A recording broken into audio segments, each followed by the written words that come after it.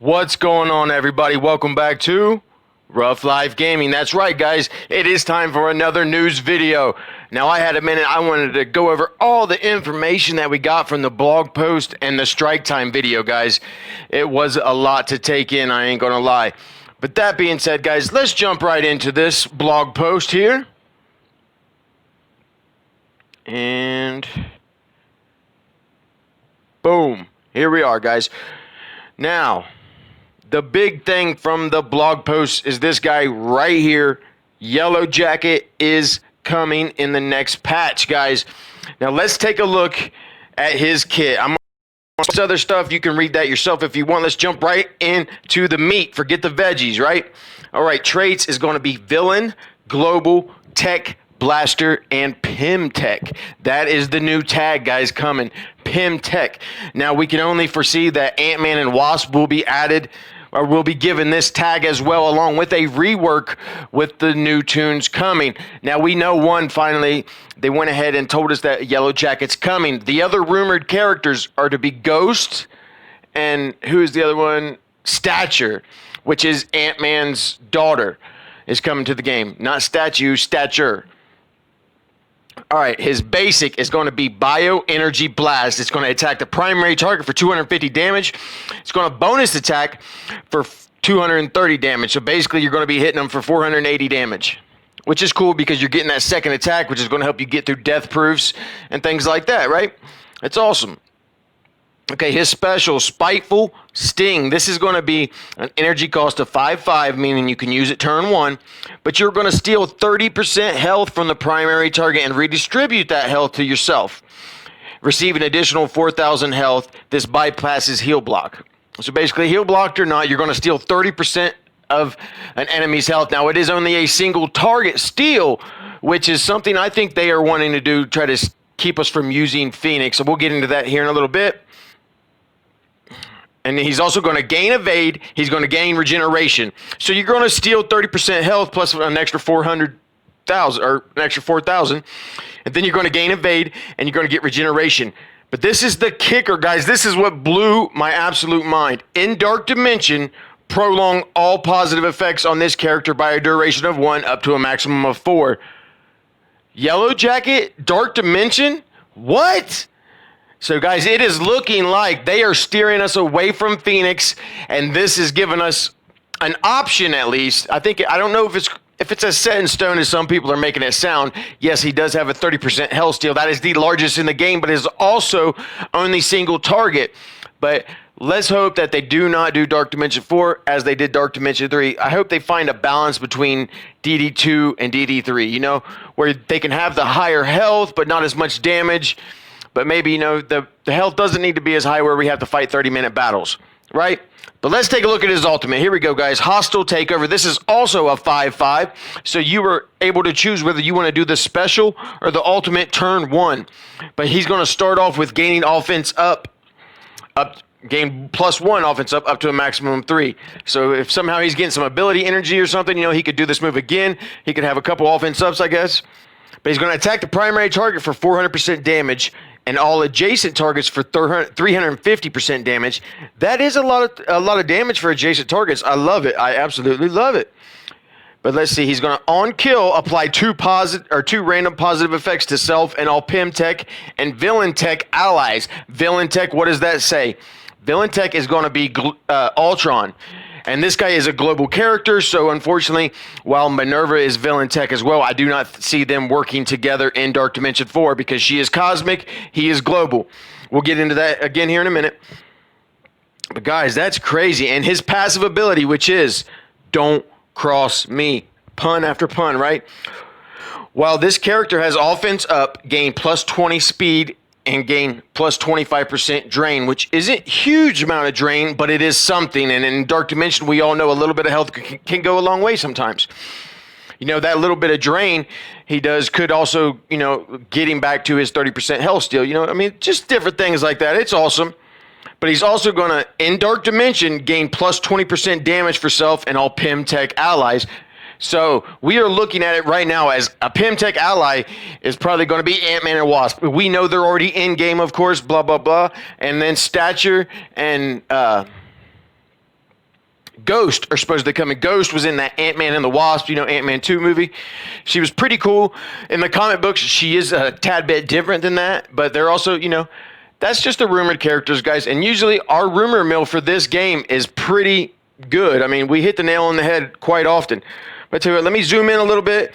Let's take a look at his abilities here. Okay, we're going to get a quick. This is his basic. He's going to hit him there. Nothing seriously special, but there's that second hit, which is great. Okay, this is his special. Or no, that was just his. Was that just his basic still? Wow, yeah, that basic seemed to be doing a lot, or was that his passive there? This is his special, guys. There you go. You're hitting the primary and adjacents for a lot of damage. Okay. Wow. I like it. Pretty cool. Not the most special animations, but it looked pretty good, right?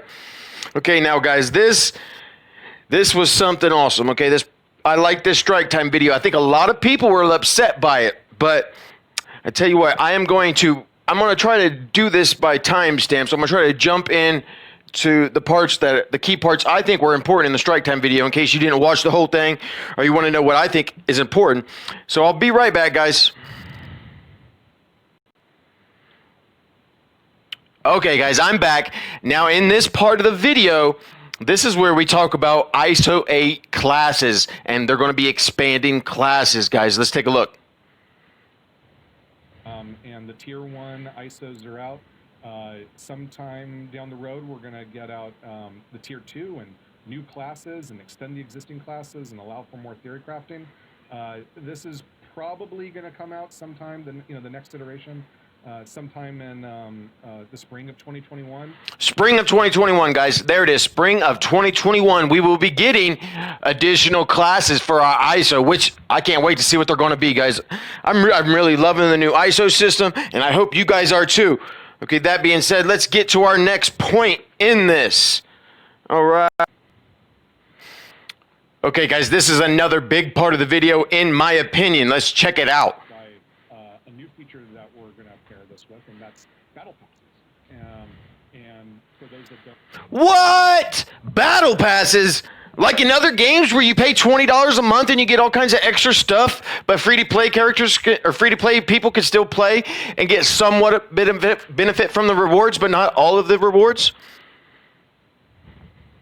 Don't know. A battle pass is kind of a new reward system with challenges to get those rewards. And we'll be looking at missions that are kind of like do damage with Sinister Six, or do damage with bio characters, or knock out so many characters on the opponent.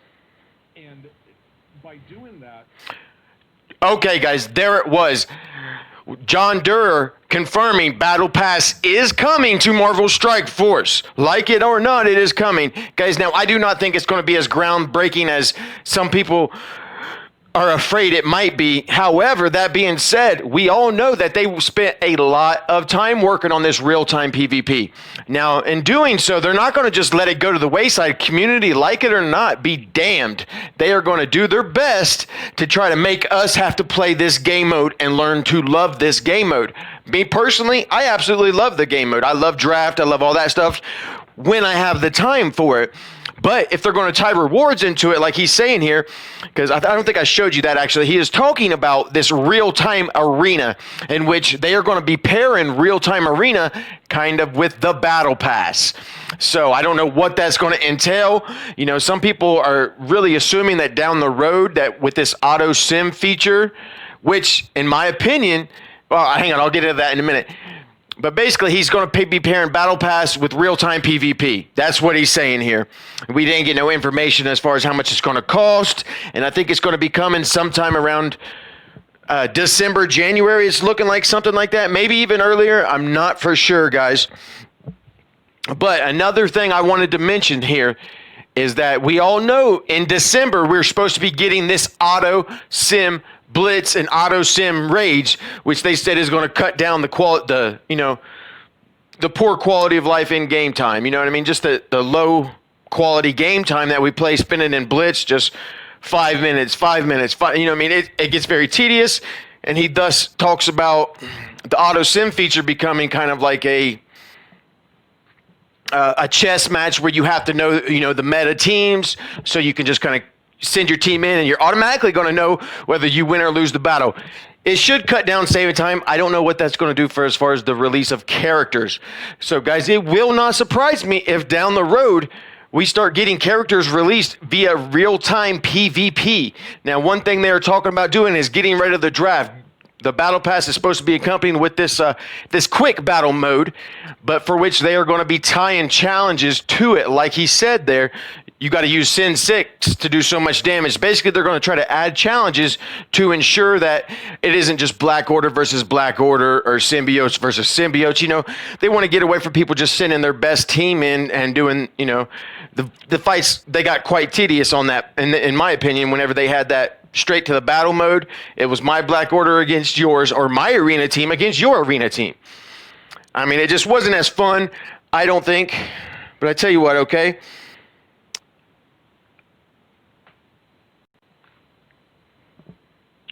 Okay, guys, I'm back. Now, in this part of the Strike Time video from Friday's blog post, they talk about Dark Dimension 4, and to take in context, right now they're talking about some of the feedback from the community as far as why everyone hated DD3 and about DD2.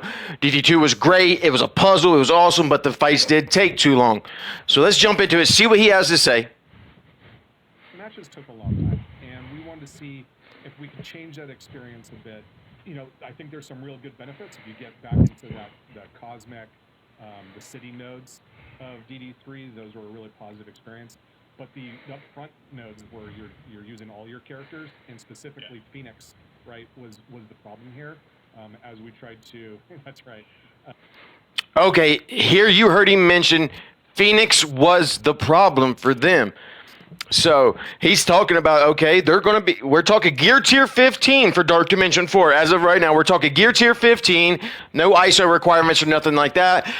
And he says that basically they had a lot of success. They liked how DD3 worked as far as cosmic city, and everybody kind of liked the city nodes. Everybody kind of liked the cosmic nodes, but it was just the upfront early nodes that people had a lot of trouble with, where they had to make those early nodes.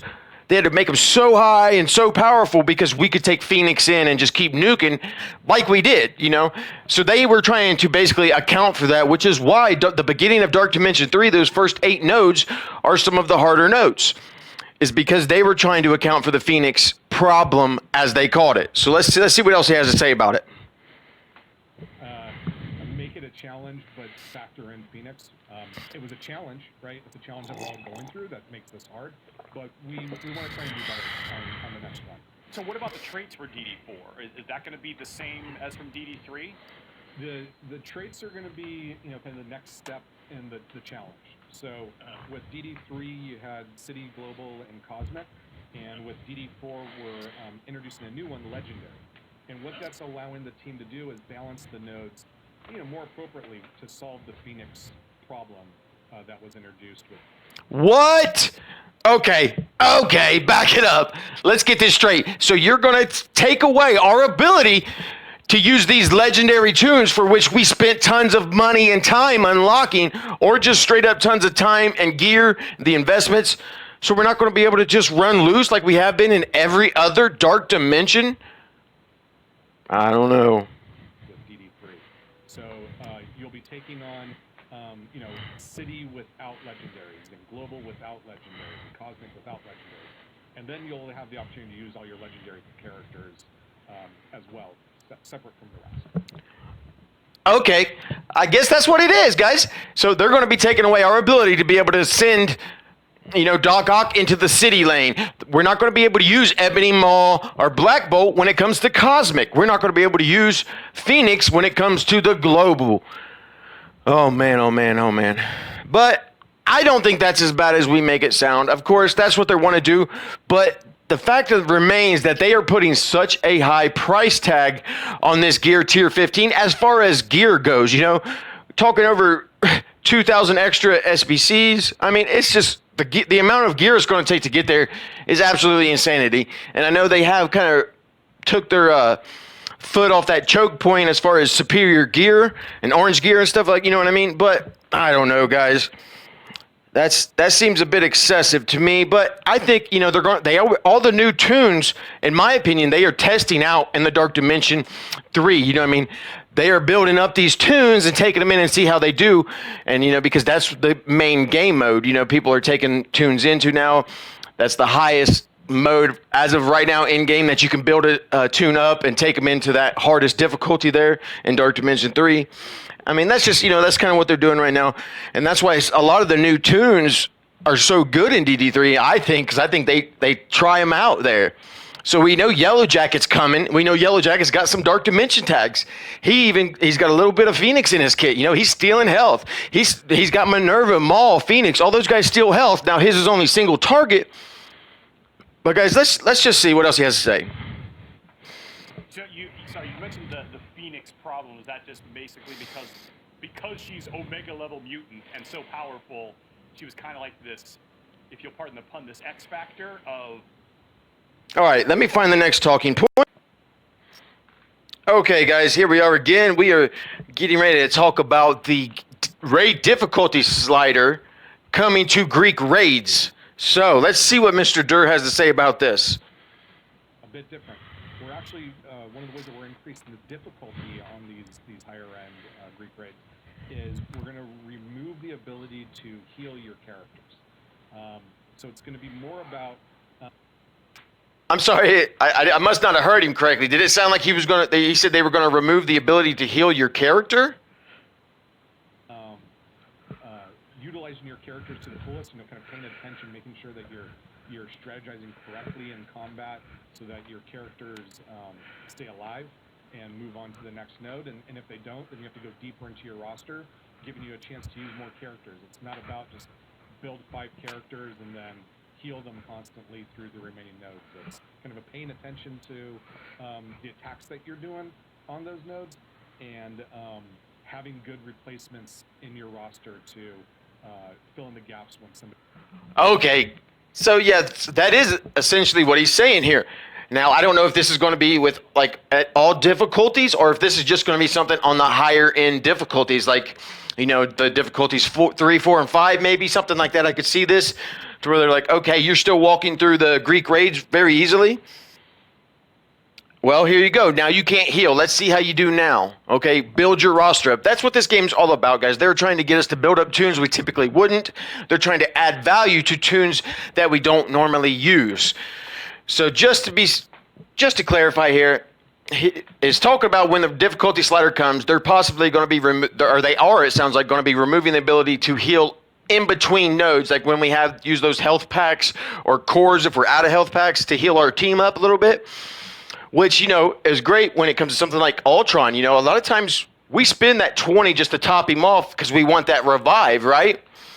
Things like that are not going to be possible anymore. So you're going to have to make sure your healers are top notch for these different sections. Now, the one thing that really I don't like that they didn't address is the fact that the Greek raids are very outdated when it comes to their requirements, you know? It doesn't seem, I mean, I've been playing the game for over a year now, and they've been the exact same since I started. So it seems to me like they could use a little refresher for the Greek raids, you know, the gammas, the betas, the alphas, and just change up some of those requirements again. I think just gamma. Gamma is the main one that is so outdated. I think everybody hates it. You know, you got Ravengers and Kree. I mean, come on. But, guys, I don't know. I mean, that's neither here nor there. But what do you think about that, guys? What did you think about this strike time video here? Now, I'm going to pause it. I'll be right back with another talking point. Okay, guys, I'm really sorry. My video stopped recording there, so now I'm going to have to go back, edit 2 videos together to get this video out to you guys. But the last thing from the strike time video I wanted to show you before we delve into some of this background footage and get some of my bold predictions, my rumors, or whatever you want to call them, you know, just all that different stuff. I'm going to tell you what I see coming to Marvel Strike Force and the rumors I have heard over the next couple of weeks, along with some of this hidden stuff in this strike time video, guys. So that being said, let's jump into the final talking point that he addresses from the strike time video, which is squad management. There. So one thing that we did we added the ability to filter by traits in the squad select screen, which I know even just by myself personally. Are there squad management that you guys are looking into? Yeah, and squad management's one of those things that there will always be improvements and adjustments as we add new features to make sure that we're kind of building the right experience overall.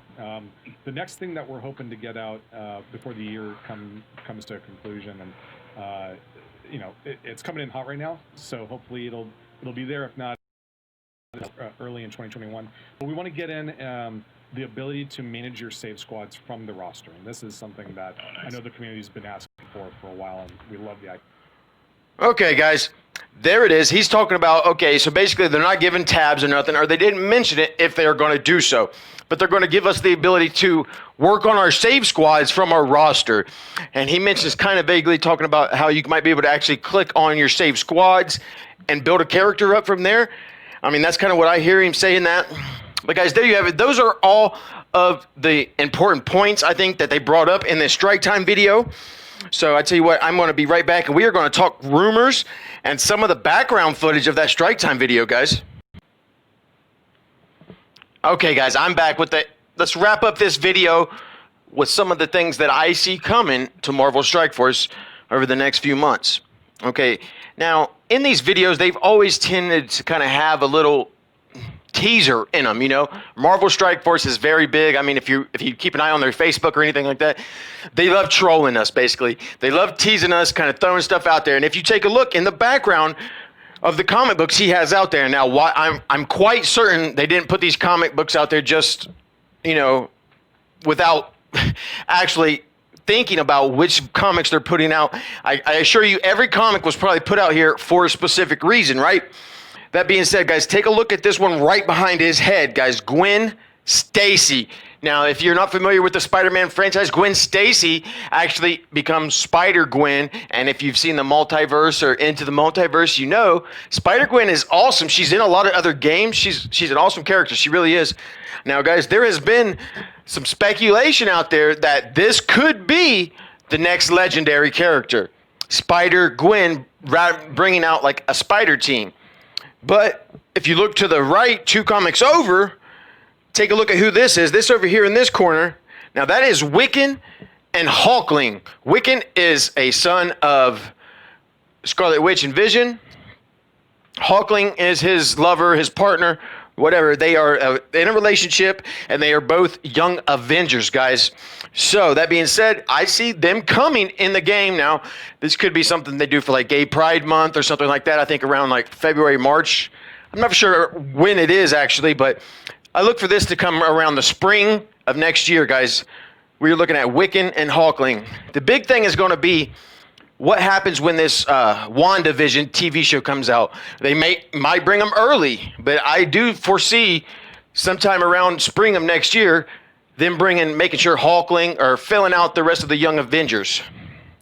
Okay? Now, we all know that, well, we might not all know, but Scarlet Witch and Vision had 2 kids. We were talking Speed and Wiccan. Now, I do want to go back. I have a quick little thing I can show you here. This is Wiccan's abilities, guys. He has magical abilities. He has the ability of flight, reality warping coming from Scarlet Witch. He has telepathy, mental control, electrokinesis, force fields, teleportation, and he has astral projection. Now you see he was recruited to the Young Avengers by Iron Lad. Wiccan's story includes the discovery that he and fellow teen hero Speed are in fact long-lost twin brothers that are the sons of Scarlet Witch and her husband Vision. Significant storylines for the characters include him and his brother's search for their missing mother, learning to master his powers, an ongoing relationship with his teammate Hulkling, alongside his permanent role as a member of the Young Avengers. Permanent role. So, guys, I really think this guy is coming. I think he's going to be a member of the Young Avengers. I don't know what they're going to do with it. Maybe they get rid of Mrs. Marvel. Maybe she's actually not going to be the key to this team anymore. Who knows, guys? But they have been adding this, 7, 8 characters to teams, giving us the ability to create the best team out of, a few extra characters. And I'm cool with that. I'm digging it. I love it. Okay, that being said, guys, let's go back to this part. On the other side of Cerebro in the video, right behind here, behind Emma Frost. I don't know why they put the Emma Frost doll there, but behind her there is it looks like Rogue and Gambit, possibly. Now, guys, this is something I'm hearing is going to be the Valentine's Day release, and there is some rumors that Rogue may very well be a legendary character. I have been assured that Gambit is not a legendary character, but I think they're going to bring this for Valentine's Day coming out next year, early next year. It could be the January patch. And that January patch should bring the next legendary character. It probably won't come out until February, but if you think about it, there's usually 3 months in between new legendaries, right? So like we just had the Doc Ock event. So 3 months from there should be another one running Doc Ock's second event, and possibly at the end of that patch, giving us the newest legendary, if not early in the next patch. So we'll see how things shake out, guys. But I really think that Rogue is a possibility. So in my eyes, I think we have Rogue and Spider-Gwen, and there's rumors that Blade might be a legendary character as well. So I think one of these 3 characters will be the next legendary, and I do think you are going to need this PIM Tech team to unlock them, guys. Them adding Dark Dimension 4 tags to Yellow Jacket is basically ensuring that we have to get this character, or we want to get this character, because they're going to be awesome in Dark Dimension 4. So that's just going to be, it's going to boost their sales for this character. They're adding value to Ant-Man and the Wasp, and we all know their game plan. They always tend to pick a team that has like two members in game, add 3 new members that we want to purchase, buy, or whatever, get to 5 stars so we can unlock the next big legendary. So guys, keep an eye on this PIM Tech team. It fits the format they've been using all along. So I'm going to try to get them to 5 stars. I don't know how much I'm going to be able to wail on them, actually, but I highly suggest, if you're interested in getting the next new legendary character, which could be Rogue from the X-Men, and I think there's going to be Iceman, Kitty Pryde, and Gambit alongside Rogue. So we're going to have like 12, 13 X-Men eventually. I mean, it's nuts, guys. It's crazy. Or it could be Spider-Gwen rounding out, like, the web slingers, web heroes, whatever you want to call it. We might get 2099 Spider-Man, yada, yada, yada. But okay, let's take another look up here in the corner, guys. What is this? Empire. That, to me, is Captain Marvel with some scrolls, guys. So I fully see Captain Marvel getting her own team, finally. I think she might finally get her own team coming in the next few months, guys. I don't know what that's going to be, but, I mean, right now she's kind of everyone's unofficial 5th for the Young Avengers. But I see Wiccan, Speed, they're coming to the game. Hulkling's probably coming to the game. We're going to see how everything shakes out, guys. But I've also heard Morbius in December, guys. I've heard Morbius could be December or January. So, guys, I think it's going to be a huge next 6 months in the game. We're going to be having all kinds of awesome things coming out. This Battle Pass feature, which is kind of 50-50, I think, in the community. But usually they're going to make it they'll probably make it something like $20 a month, or, there's more expensive ones for the Krakens. But I think $20 a month for a game that we all spend this much time on is probably going to be worth it. They will make the rewards worth it. And a couple things I think they're going to do for Battle Pass, guys, is they are going to tie in the auto sim feature. I bet you that if you don't purchase the Battle Pass, you're not able to use the auto sim feature in Blitz or Raid or something. They might just tie it to Raid and give everybody the auto sim Blitz. But, I fully see you getting some extra perks for being that monthly membership. So, guys, there you have it. Sorry, but my phone was kind of flipping around there. My apologies if I made anybody dizzy. I'm kind of trying to finish up my talk here, walking around. But there you have it, guys. That's everything that I seen in the Strike Time video. That's everything coming to the game over the next few months. Keep an eye out. The next legendary unlock could be the PIM Tech team. Now, that is not set in stone. But, guys, it's looking that way. Now, I myself am going to be trying to get them to 5 stars. Whether you do the same is up to you. But, guys, hit that like button. Hit the subscribe button. We are doing a $20 giveaway at 100 subscribers and a $50 giveaway at 200 subscribers. So like the video, share it with your friends, all that good stuff. Until next time, stay safe.